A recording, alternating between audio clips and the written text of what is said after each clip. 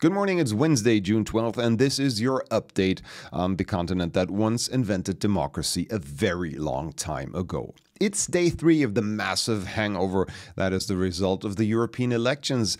And in France, the former conservatives, or rather conservatives, are now court-chipping the far right, end quote, of Rassemblement National, the winner of these elections. Yes, that is a new era, for until this day, there has been the unwritten law of a, quote, firewall against any cooperation with the unwoke parties of the right spectrum, for they are, of course, anti-democratic. All this seems to be over now in Europe because wokeness is officially dying. Yes, that's true. Woke is over, at least on the long run. The European elections last Sunday have given an impressive proof of this fact. This map of Germany shows how the voting preferences of the youngest generation has shifted fundamentally.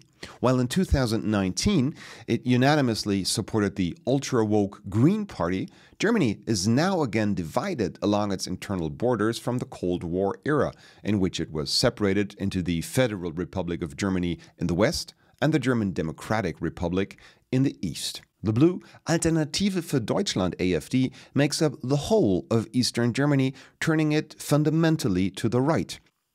The western part of Germany is almost completely black, representing the color of the former Conservative Party CDU, which turned woke under Germany's former Chancellor Angela Merkel, initiator of the flood of illegal immigrants into the country. Although CDU must be seen as a slightly moderate incarnation of the ultra-woke ideology of the ruling Green Party, its rise among West German voters is widely regarded as a first step to an actual shift of voters to the right also in the western parts of the country.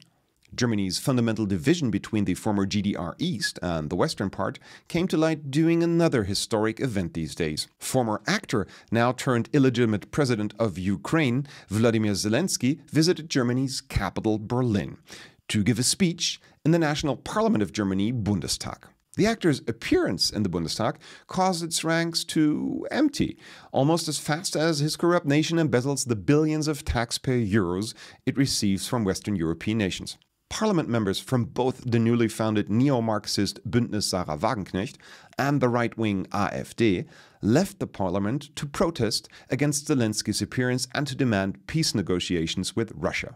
Peace talks, though, seem to be the most unlikely thing to happen these days, at least as long as the European Union and Germany get their way.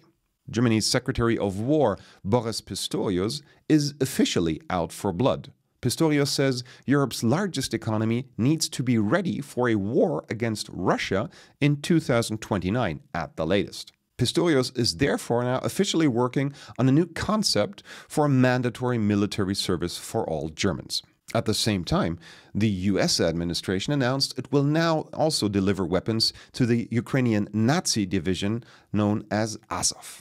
So in 2024, Germany is not only yet again preparing for another war against Russia, it is also in alliance with a country that is actively supporting a Nazi division fighting Russian soldiers. Incidentally, out for blood is also the exact same motto of the hordes of illegal Islamic immigrants Boris Pistorius and his ruling party SPD imported into Germany. Similar to other Western European countries, Germany now more or less daily reports another, quote, tragic incident of yet another migrant stabbing or raping a German citizen, with the latest one being the case of a 19-year-old Afghan illegal immigrant stabbing a 41-year-old German in a park. The daily killings and rapings and Islamic mobs in its cities could be the reason for a phenomenon sweeping over the continent. This gentleman's Eurodance hit from a couple of years ago just recently entered the charts again after an incident on the German island of Sylt, where drunk teenagers used it to sing the lines, quote, "Germany for Germans, out with foreigners." German teenagers all over the country are now singing this forbidden song on the open streets or during parties, causing police raids and outrage among the ruling politicians. Similar things are happening all over Europe. In Sweden, the song has even been sung during a political rally, causing, of course, yet another outrage among the wokes. That's it for today. Join us next time for your update on the continent that once invented democracy.